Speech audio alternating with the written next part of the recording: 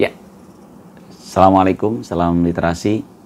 Putu buku edisi Ramadan 1446 Hijriah dengan semangatnya adalah di bulan suci belajar sejarah Nabi. Masih bersama buku kelengkapan tarikh Muhammad, Nabi Muhammad jilid 1 ini. Saya masih jilid 1 ya, karya Bab Munawar Khalil.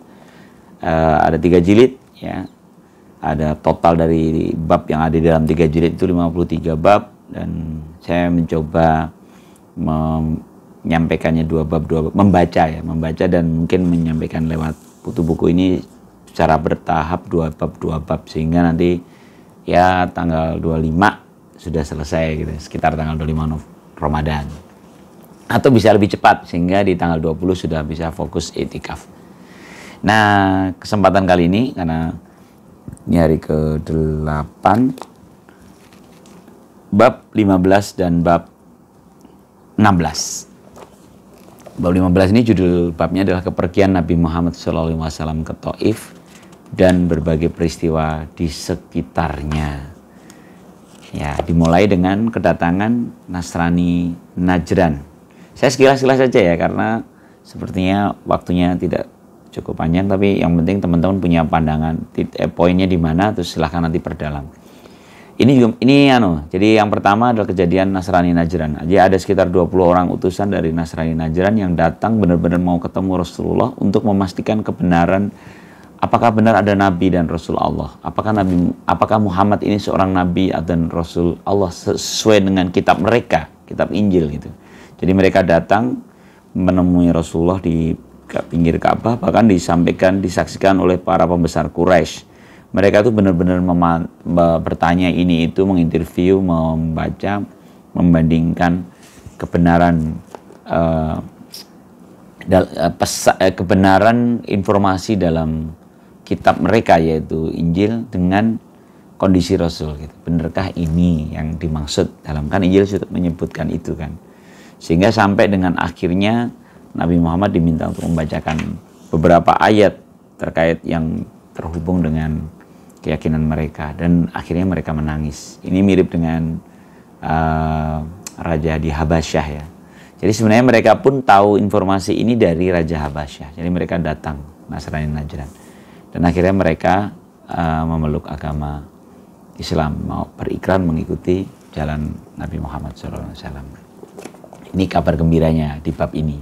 Tapi ada kabar dukanya di bab ini, yaitu meninggalnya istri Nabi Muhammad, Khadijah, dan pamannya Abu Thalib. Jadi ini beruntun dengan waktu yang berdekatan. Khadijah di usia kira-kira 65 tahun akhirnya meninggal dunia dengan setelah berputra 3 laki-laki dan 4 perempuan ya, bersama Nabi Muhammad. Dan gak lama Abu Thalib meninggal. Dan ini luar biasa kesedihan Nabi Muhammad, karena 2 orang ini adalah 2 yang menjadi sandaran Rasulullah, dalam artian kalau secara psikologis dia ke Khadijah karena dia istrinya gitu ya, untuk ketika ada kendala dan masalah. Lalu Abu Thalib sebagai perlindungan seorang paman, walinya Nabi Muhammad. Nah, ada menarik di bab ini. Setelah Abu Thalib meninggal ya, ada tekanan masih dari kaum pembesar Quraisy yang semakin lama tetap semakin gencar karena tahu ini sedang melemah gitu ya. Dan di luar dugaan mereka, Abu Lahab tiba-tiba datang kepada Nabi Muhammad dengan wajah yang berbeda, dan dia mengatakan, "Ya Muhammad, teruskanlah olehmu apa yang telah kau kehendaki, dan kerjakanlah olehmu segala apa yang pernah kamu perbuat dikala Abu Thalib masih hidup. Sekarang akulah yang membela kamu." Itu luar biasa ya. Seorang Abu Lahab yang musuh besarnya Nabi Muhammad tiba-tiba mau menyatakan bahwa dia melindungi. Sampai akhirnya dia disamperin oleh beberapa pembesar Quraisy. "Hai Abu Lahab, apa yang kamu lakukan? Apakah kau sudah memeluk agama anak dari saudara laki-lakimu?" Maksudnya agama Nabi Muhammad gitu ya. Walaupun di situ dijawab oleh Abu Lahab, "Oh tidaklah begitu, tidak, sekali lagi tidak. Begini duduk perkaranya. Saya hanya menghalangi orang yang hendak berbuat sewenang-wenang, menganiaya diri anak laki-laki saudaraku." Luar biasa ya. Saya pikir ini juga gambaran betapa ikatan persaudaraan di kalangan bangsa Arab itu luar biasa. Bahkan melampaui ya, seorang yang dia sebenarnya memusuh secara keyakinan Abu Lahab, tapi ketika bicara tentang si walinya Abu Thalib sudah meninggal, maka Abu Lahab langsung memasang badan sebagai penggantinya, sebagai pembelanya. Walaupun akhirnya kembali bermusuhan ketika, tapi emang ini dikompori nih kalau ngeliat beritanya ini. Ada teman-teman pembesar Quraisy itu mengatakan, wahai Abu Lahab, benarkah keponakanmu mengatakan bahwa Abdul Muthalib masuk neraka gitu. Jadi akhirnya berantem lagi. Akhirnya dia mengatakan tidak kembali memusuhi Nabi Muhammad. Ini memang ya, dari sejak dulu sudah ada kompor ya, provokasi. Kemudian bagaimana Nabi Muhammad ke Taif, ini kayaknya cerita juga sudah cukup populer ya. Mencoba berdakwah ke Taif dan dianiaya ya. Muhammad ini dianiaya oleh orang-orang Taif, dilempari bahkan ya bersama Zaid ya, sampai akhirnya berlindung di sebuah kebun yang bertemu dengan seorang bernama Adas ya. Yang dia perbincangan dengan Adas ini menarik karena dia membicarakan tentang nabi-nabi sebelumnya gitu ya. Dan Nabi Muhammad menceritakan tentang Yunus bin Matta, Nabi Yunus ya. Adas ini seorang Kristen ya. Tapi dia seorang ahli kitab, iya Nasrani. Jadi dia nyambung, mengapa engkau tahu tentang Yunus bin Matta? Mengapa gitu? Jadi akhirnya mereka justru dakwah di Taif ini ya paling tidak mendapatkan seorang Adas ya saat dia berlindung di sebuah kebun. Oke, itu ya sekilas tentang beberapa kisah di sekitaran itu. Jadi ada Nasrani Najran masuk Islam, tapi juga kehilangan Khadijah, kehilangan Abu Thalib, meninggal dunia, lalu Abu Lahab mencoba membantikan peran Abu Thalib namun kembali memusuhinya akhirnya ya.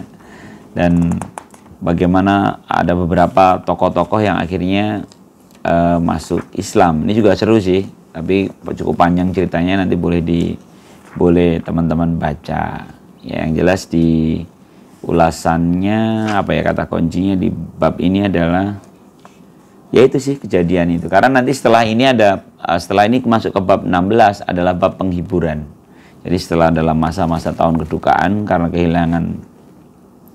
kehilangan istri dan paman tercintanya Nabi Muhammad. Nah, di bab 16 ini adalah tentang Isra dan Mi'raj. Ini juga cukup populer ya. Kayaknya nggak akan saya banyak bahas secara detail. Walaupun kalau karena ini judulnya adalah Putu Buku, saya menceritakan buku ini, maka seperti biasa, kekhasan buku ini adalah pada kelengkapannya. Jadi dalil terjadinya Isra Mi'raj, latar belakang Isra Mi'raj, suasana kejadian di sekitaran Isra Mi'raj itu seperti apa, itu benar-benar disampaikan ya. Bagaimana perselisihan ulama terhadap Isra Mi'raj itu. Ya bukan perselisihan nih, perbedaan pendapat gitu ya antara Isra Mi'raj ini. Apakah hanya ruhnya yang naik atau dirinya, atau nanti itu semua dibahas. Dan juga bagaimana sebabun nuzul surat An-Najm ayat 118 sampai 18 ya. Cukup panjang ya percakapan dan perjalanan Nabi Muhammad selama Isra dan Mi'raj bersama Jibril itu. Tapi di simpulannya ada yang menarik di sini. Jadi sebenarnya intisari Isra Mi'raj itu telah dijelaskan dengan runut dan jelas kalau menurut penulis ya. Walaupun dia sudah menjelaskan latar belakang dan sebagainya tadi, tapi di bagian intisari subjudulnya intisari Isra Mi'raj. Penulis mengatakan intisari yang terkandung dalam Isra Mi'raj itu kesan-kesan yang diperoleh Nabi Shallallahu Alaihi Wasallam selama Isra Mi'raj telah jelas dinyatakan Allah dalam surat Al-Isra. Ayatnya jelas ini sebentar. Ayatnya ayat 2 sampai 111. Jadi panjang sekali ya. Tapi kalau teman-teman ingin tahu banyak tentang perjalanan Isra Mi'raj itu sebenarnya sudah sangat cukup mengkaji ayat-ayat dalam surat Al-Isra ayat 2 sampai dengan ayat 111. Dan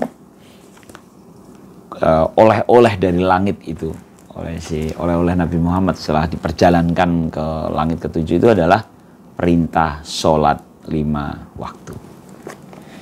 Ya, ini mungkin nggak panjang ya malam ini ya, tapi insya Allah sih ini 10 menit juga, bahwa 2 bab yang menggambarkan suasana sebenarnya antara duka dan bahagia sih, karena ada beberapa tokoh yang masuk Islam, beberapa suku yang akhirnya malah justru mendatangi Rasulullah di saat dia dalam posisi yang terus ditekan oleh kaum Quraisy, malah justru ada orang yang mendatangi untuk mengklarifikasi dan akhirnya mereka masuk dalam barisan Nabi Muhammad dan kembali ke sukunya, dan itu positif sekali ya, mengimani Nabi kemudian kembali ke sukunya sehingga dia menjadi pintu dakwah untuk yang lainnya. Tapi juga kehilangan para beberapa pelindung Nabi, yaitu yang backup ya secara psikologis maupun secara perlindungan sebagai suku ya senior di Quraisy, yaitu Khadijah dan Abu Thalib. Namun juga akhirnya di bab 16 digambarkan bagaimana Rasulullah di Isra Mi'rajkan, sebuah pesiar ruhiyah, pesiar spiritual yang luar biasa. Dan di buku ini digambarkan betapa tidak terbantahkan keajaiban Isra dan Mi'raj itu, baik secara logik maupun bukti-bukti ya, bukti-bukti kauniyah itu ternyata terlihat. Terus ada percakapan Adas tadi juga menarik ya. Percakapan Adas itu membuktikan bahwa seorang Muhammad yang ummi, yang bukan akademisi lah gitu kalau sekarang ya. Tapi tiba-tiba ketika ditanya mengenai beberapa nabi-nabi terdahulu, Nabi Muhammad begitu memahaminya karena sudah mendapatkan wahyu. Dan itu menakjubkan untuk para pemeluk agama Samawi sebelum Islam, terlebih Nasrani ya. Ini saya kayaknya di dua bab ini banyak sekali bercerita tentang para pemeluk agama Nasrani yang akhirnya mengimani. Cukup ya. Salam literasi. Assalamualaikum warahmatullahi wabarakatuh.